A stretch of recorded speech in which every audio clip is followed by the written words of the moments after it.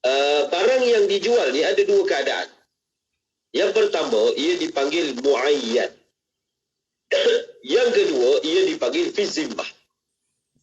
Apa maksud muayyan? Apa maksud fi zimmah? Muayyan ni iaitu satu orang dia jual sesuatu yang memang ada kat depan. Ada kat depan. Yang dilihat oleh penjual dan pembeli. Itu ia dipanggil apa? Muayyan. Contohnya, aku jual kepada kamu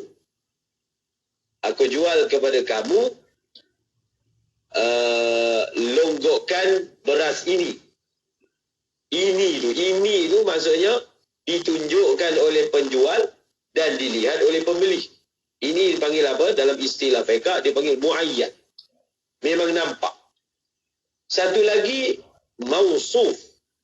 Mausuf ini maksudnya sesuatu yang diterangkan ciri-cirinya. Ditunjukkan sampelnya. Diterangkan ciri-cirinya. Contohnya, aku jual kepada kamu sepenuh botol ini madu, contohnya. Aku jual kepada kamu sepenuh bekas ini beras. Ia telah disebutkan tetapi tidak ditunjukkan. Jadi kalau beli barang yang seperti itu, hendaklah pertama diketahui sifatnya, disebut sifatnya, dan yang kedua hendaklah diketahui kuantitinya. Disebut sifatnya, disebut sifatnya, diketahui sifatnya, dan diketahui kuantitinya. Diketahui kuantiti. Contohnya satu orang dia kata, aku jual kepada kamu 1 tong beras. 1 tong beras. Sedangkan pembeli itu pun tak tahu. Tak pernah tengok tong tu. Tong tu besar mana? Kalau pernah tengok tong, dia boleh anggarkan berapa banyak beras yang dijual kepadanya.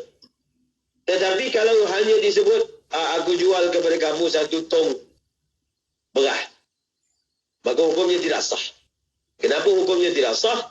Kerana di situ berlakunya apa? Di situ berlakunya jahalah. Di situ berlakunya ketidakkepastian.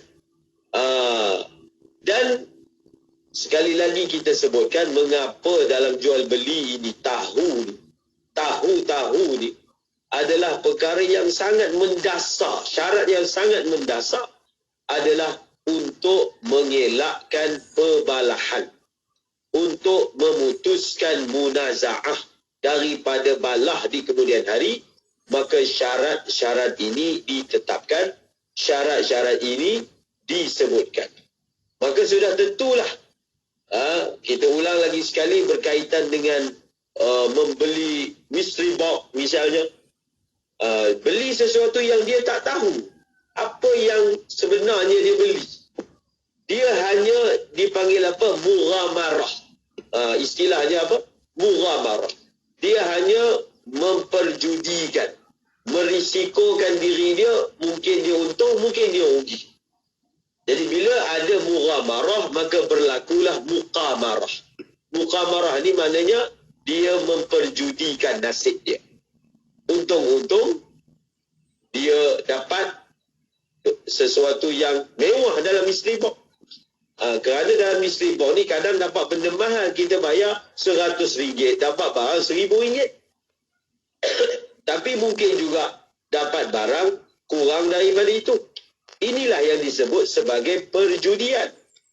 Ia juga dikira sebagai perjudian. Orang itu dia memperjudikan. Dia telah meletakkan dirinya di dalam gharar. Sedangkan Rasulullah sallallahu alaihi wasallam melarang daripada bai'il gharar. Tidak dibenarkan oleh Rasulullah sallallahu alaihi wasallam. Okey. Ada masalah yang dibangkitkan, iaitu masalah kita membeli makanan di restoran yang ditawarkan secara buffet.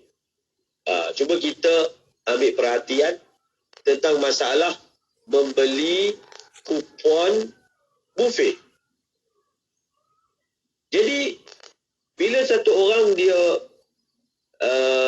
membeli makanan di restoran, misalnya bulan Ramadan kan, tapi secara buffet yang sehingga 100 lebih lauk pauk yang telah disediakan. Tetapi bukanlah semua lauk pauk itu dijual kepada pembeli, kepada pengunjung.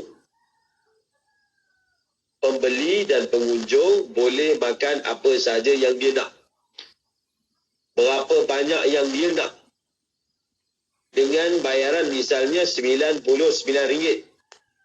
Tetapi tidak diketahui makanan apakah yang dia akan makan, minuman apakah yang dia akan minum.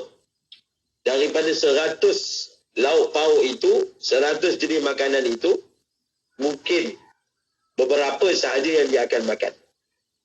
Maka dibincangkan oleh para ulama, adakah jual beli seperti ini hukumnya adalah sah. Kalau kita tengok sepintas lalu, maka kita mendapati bahawasanya jual beli secara buffet ini dia ada masalah. Dia ada masalah daripada segi apa?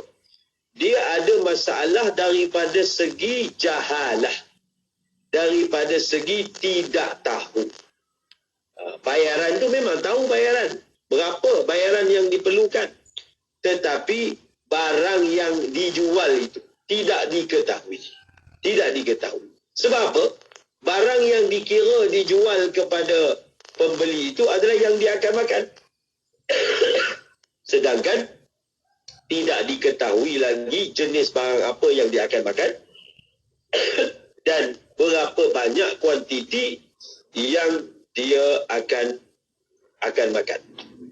Perkara ini dibahaskan oleh Mufti Taqi Al-Usmani dalam kitab beliau Fiqhul Buyu'. Beliau mengatakan, kalau kita melihat kepada qiyas, kita akan menyatakan bahawasanya jual beli seperti ini tidak sah.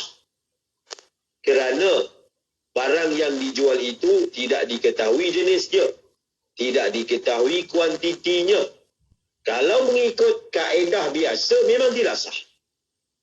Tetapi kita dapati orang ramai berurusan dengannya, bermuamalat dengannya tanpa ada sesiapa yang bantah, tanpa ada sesiapa yang pertikaikan. Maka kata Mufti Taqi Al-Usmani, beliau mengatakan menurut pendapat beliau bahawasanya ketidakkepastian dalam isu ini adalah sesuatu yang dimaafkan. Kerana para fuqaha sepakat bahawasanya gharar kalau ia sedikit, ketidakkepastian itu kalau ia sedikit, ia tidak merosakkan akad. Jadi macam mana kita nak tahu adakah gharar, ketidakkepastian ataupun kerugian itu sedikit ataupun banyak? Maka ia akan dikembalikan kepada uruf. Dan dengan syarat dia tidak membawa kepada balah, dia tidak membawa kepada nizam. Jadi kembalikan kepada uruf. Jadi uruf berlakunya toleransi dan tasamuh dalam bermuamalat seperti ini. Orang tak kisah. Dan yang kedua, dia tidak bawa kepada pembalahan. Sebab itu, cara yang terbaik bagi pihak-pihak yang mahu menyediakan makanan, menawarkan makanan secara buffet ini adalah dengan menyenaraikan menu-menu yang bakal disediakan. Menyenaraikan. Paling kurang, orang yang menyertai buffet itu, dia tahu makanan apa yang ada. minuman apa yang ada, dessert apa yang ada.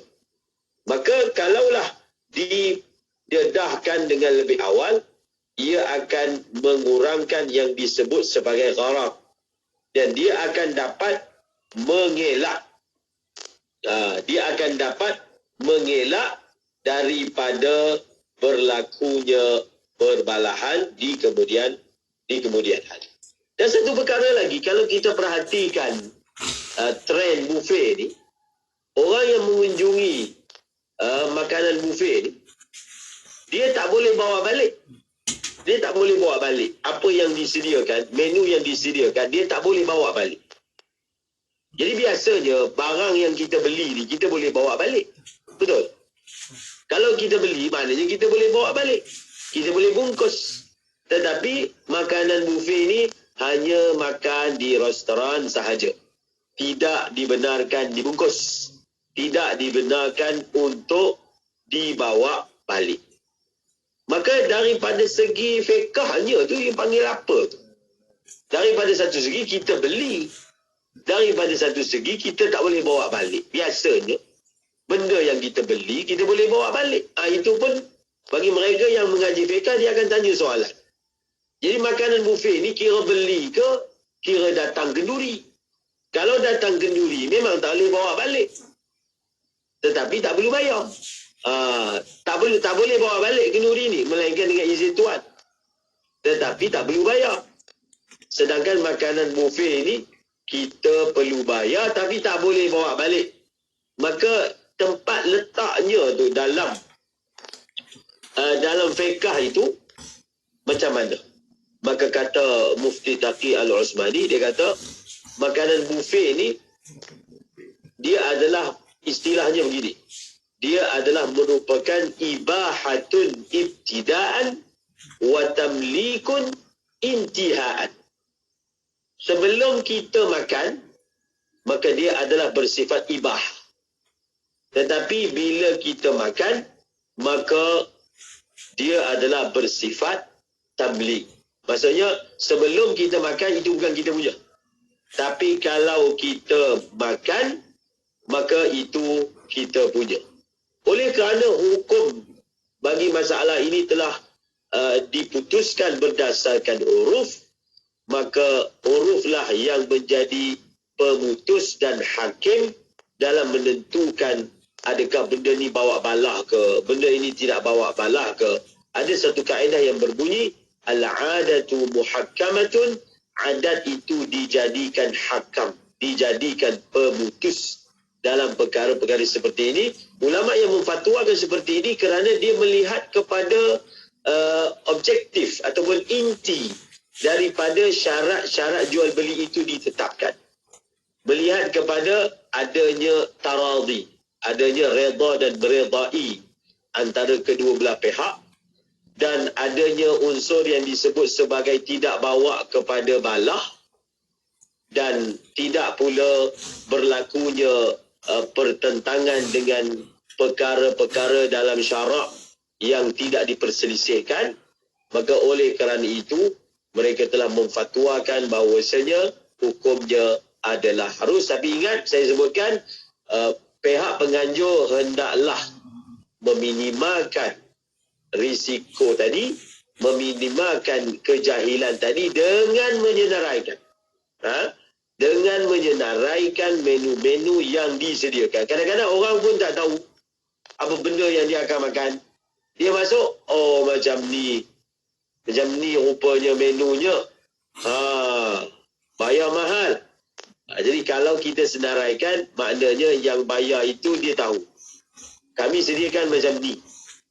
Kalau nak bayar, bayar. Tak nak bayar, boleh datang tempat lain. Maka di situ ada unsur yang disebut sebagai kerelaan hati. Kerelaan hati. Mungkin ada yang tidak bersetuju dengan pandangan ini, tetapi pandangan yang saya sebutkan tadi adalah saya nukil daripada Mufti Taqi Al-Usmani yang merupakan seorang ulama yang masih hidup, yang menjadi rujukan dalam bidang muamalat, dan semoga ia dapat memudahkan urusan-urusan orang ramai dalam perkara sama ada dia menjadi penyedia ataupun orang yang menyertai acara buffet itu dan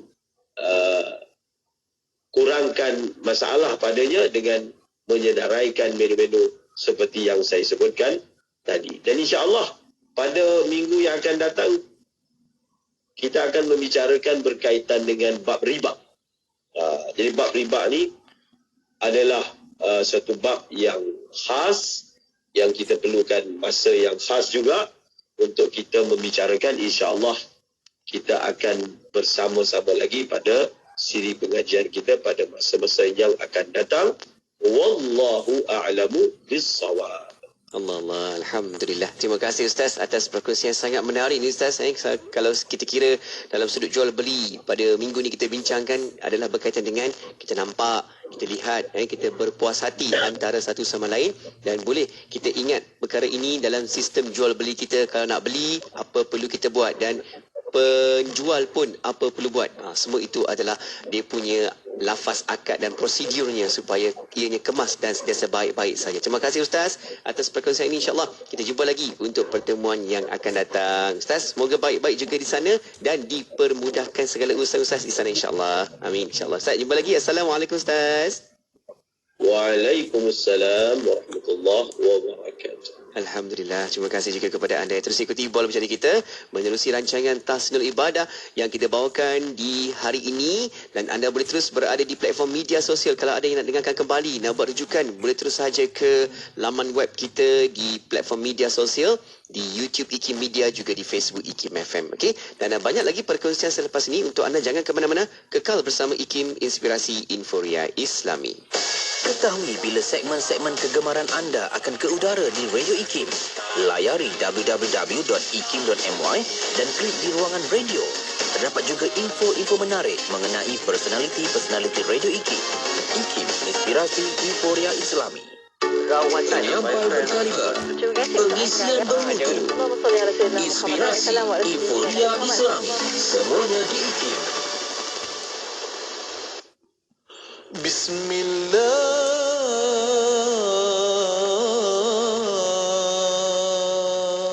fitratan billah, wa tawakkulan alayhi, wa tawakkulan alayhi, wa tawakkulan alayhi, wa tawakkulan alayhi.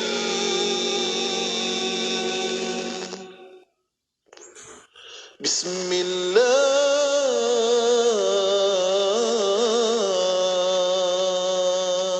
fiqatan billah, wa tawakkulan alayhi, wa tawakkulan alayhi, wa tawakkulan alayhi, wa tawakkulan alayhi.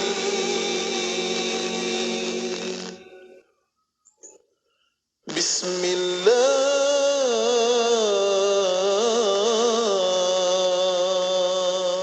fiqatan billah, wa tawakkulan alayhi, wa tawakkulan alayhi, wa tawakkulan alayhi, wa tawakkulan alayhi.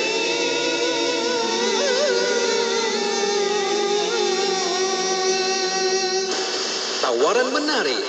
Radio IKIM membuka ruang dan peluang kepada para penaja untuk memperkenalkan produk dan perkhidmatan kepada lebih 1 juta pendengar seluruh Malaysia.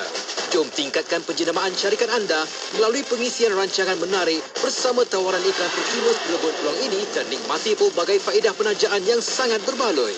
Hubungi 017-345-2564 atau 012-686-9236. Kami sedia membantu anda. Tarikh tutup permohonan iklan pada 16 hari bulan setiap bulan. Assalamualaikum pendengar semua. Apa khabar? Saja nak tanya, siapa yang berminat nak buat ibadah korban pada tahun ni? Siapa berminat, kami di IKIM dengan kerjasama Easy Korban boleh membantu anda. Untuk korban dalam negara, RM750 dan luar negara RM350 sahaja untuk satu bahagian. Berminat, boleh mendaftar di laman sesawang www.korbanikim.com atau hubungi kami di talian 012-686-9236 untuk keterangan lanjut. Segera ya, penyertaan adalah terhad. Inspirasi, Inforia, Islami. Semuanya di IKIM.